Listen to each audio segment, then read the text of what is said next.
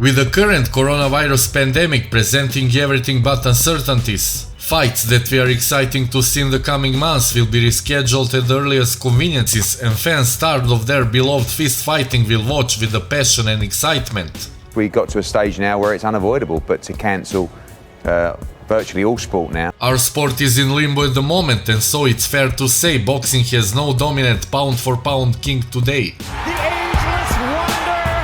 Unlike in some past eras, such as Floyd Mayweather's, there is now genuine debate about who is the boxing's best. Remember yesterday we met with him and he goes down! After Fury's boxing masterclass against Deontay Wilder in their second fight, he is widely regarded as the best in the heavyweight division and has shown on a numerous occasions that he isn't just a one-hit wonder, as he looks to outbox other fighters and do it with minimal fuss. The king has returned to the top of the throne. With the future being uncertain and more cancellation upon us, it could be June before boxing returns to business as usual. We have to go to work where we can, we have to continue to work as hard as we can, and we have to plan for the future. No, this is not the beginning of the end for the sport. Boxing is stronger than that. The pound-for-pound stuff is fun to think about, but these lists always create arguments, and who is the best fighter at this time is difficult to judge.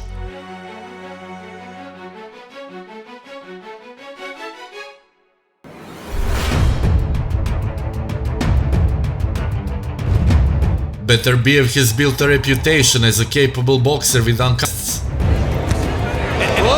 And a right hand! He unleashed his full destructive power in his most recent fight, breaking down and then brutally stopping then unbeaten Aleksandar Gvozdyk in the 10th round in October. You got your 15th knockout in 15 fights. What was the key to your victory tonight?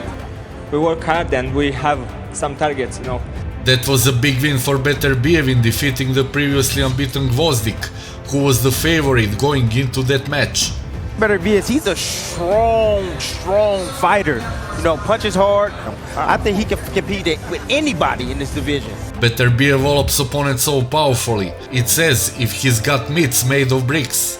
Artur Beterbiev, will it be 14 for 14 as he comes out and this fight is over? You may outbox him for a round or two, but the 35-year-old Russian will remain unfazed and just pierce your rib cage or dent your temple with a ramrod right hand of his.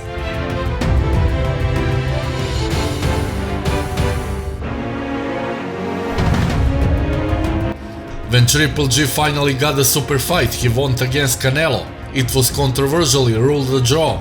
Walks right through it. In their rematch a year later, the Mexican was awarded a narrow victory. Triple G landed the most punches like the first fight. Canelo landed the more powerful punches like the first fight. We really could have had another draw. The Kazakh is now a champion again, having beaten Sergey Derevyanchenko. However, his status has taken a hit following his first loss and difficulty of his last win. I have a new team, I have a new trainer, a new coach. I think this is a big step for me, for my future.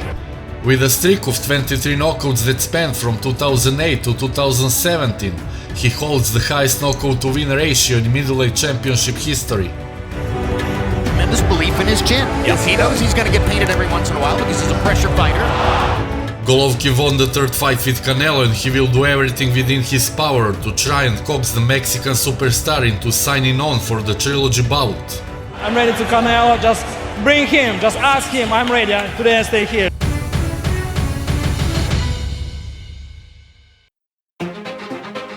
The Filipino ring legend is already 41 years old, a pound-for-pound mainstay for longer than his rivals here have been fighting for pay, needs no justification.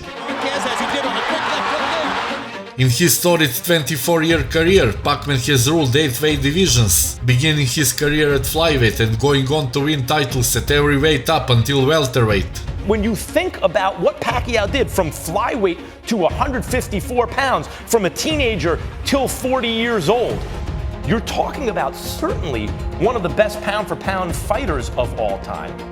However, Manny Pacquiao isn't retired yet, and while he is no longer the Pac-Man of old, he is still very good enough to be the top fighters of this generation.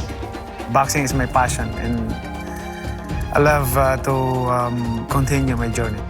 In his last fight, Pacquiao dropped and scored a unanimous win over Keith Thurman to win the WBA welterweight title. The ageless wonder, the one and only current WBA Oleksandr Usyk cleaned out his entire division, becoming undisputed cruiserweight champion in 16 fights. Very rarely such a big man. Oh, big left hand right. During that period, Usyk collected wins that look even better with time, including victories over Murat Gassiev, Myris Bradis and Marco Huck in the Super Series tournament. I saw a lot of support online. It's very important, and I could feel it in the ring. His nimble footwork, consistent punching rate and heavy hands made him no match for anyone at 200 pounds, with his most high-profile win coming against Tony Bellew in Manchester. The Ukrainian maestro has made a successful heavyweight debut, stopping replacement opponent Chaz Witherspoon in 7 rounds. Bringing Usyk to heavyweight will bring some new spirit to heavyweight division. Promoter Eddie Hearn has already hinted Usyk could be in the line to challenge for the WBO heavyweight title after securing a #1 spot with the governing body.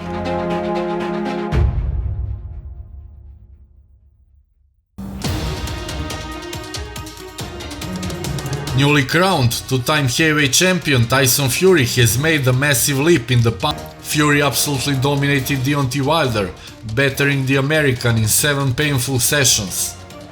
The king has returned to the top of the throne. He had been out of the ring since his career-best World Heavyweight Championship winning effort over Vladimir Klitschko in November 2015, which at the time left him as the absolutely best big man on the planet. More than 30 months away from the game has since challenged that status, which wasn't at all resolved in their previous stalemate. This is a new me. This is a new Tyson Fury. However, he since remarkably turned everything around and returned to knock out Deontay Wilder, re-establishing himself as the best heavyweight in the world.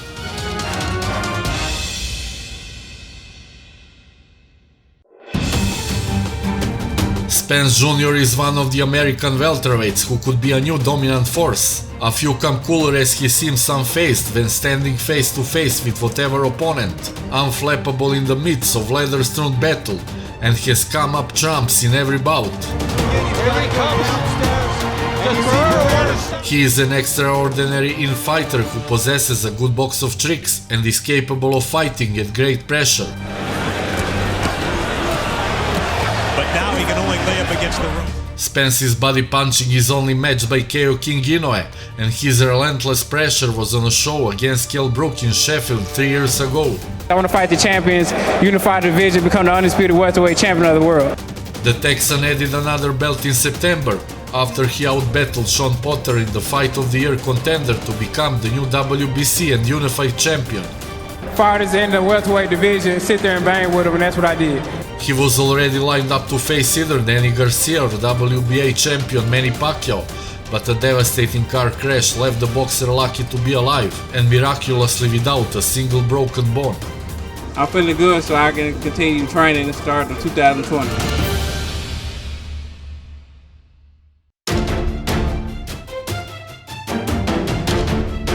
To watch, the switch-hitting Crawford appears to be the most beautiful boxer on the planet. He is 51 of 219. He's got fast hands, good counter-punching ability, and solid defensive skills. His boxing skills are undeniable, and his collection of multiple weight belts mean Bud deserves to be recognized as the one of the world's best. Terence Crawford right now is the best fighter that I have seen. Crawford has won world titles in 3 weight classes, including becoming undisputed super lightweight king. Much more dangerous. However, he is yet to face elite opposition. Terence Crawford is the best fighter in the world. It's not his fault he can't get the other welterweights in the ring. The WBO welterweight champion ranks so highly based on achievements and the manner of his victories, but must unify with the other welterweights if he wants to become pound-for-pound king. He faces little-known Egis Kavaliauskas on December 14th, but insists this year he will go after the best in the 147 pounds division and wants countryman Errol Spence Jr.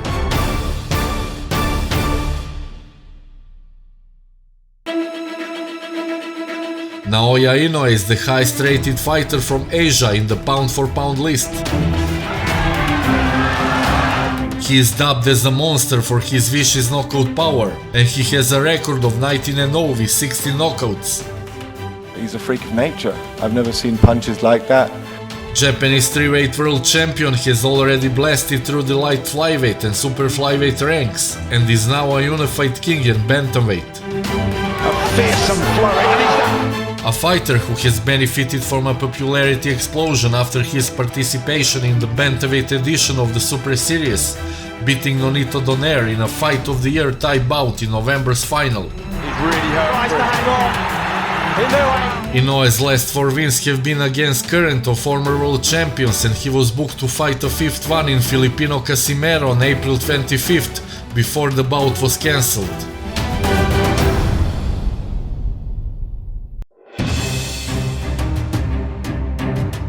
After an historic 396-1 amateur career, double Olympic gold medalist Vasyl Lomachenko turned pro and jumped straight into world-class matchups. A little bit more fatigue.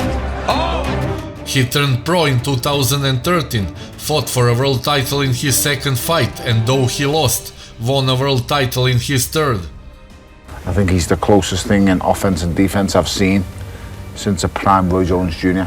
The Ukrainian has since become a 3-weight champion, utilizing his ethereal boxing ability to conquer the likes of Gary Russell Jr., Nicholas Walters, Guillermo Rigondeaux, Jorge Linares, and most recently Britain's Campbell.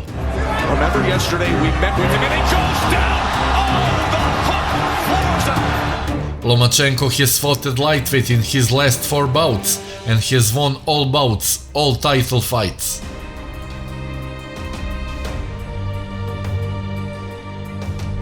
Mexican hero Canelo Alvarez has quickly taken over as boxing's biggest star since Floyd Mayweather walked away from the sport. Good combination by Alvarez. He only has one official loss on his record, a 2013 defeat to Floyd Mayweather when he was a light middleweight champion at 23 years old. Pensábamos que lo íbamos a agarrar, pero simplemente no hallamos la solución. Canelo has a number of impressive names on his win sheet, including the likes of Gennady Golovkin, Miguel Cotto, Daniel Jacobs, Ruslan De Lara, Shane Mosley, Amir Khan and Austin Trout. While some of those have come with controversy, the Mexican's latest conclusive knockout of Sergey Kovalev is enough to cement him as our pound-for-pound king.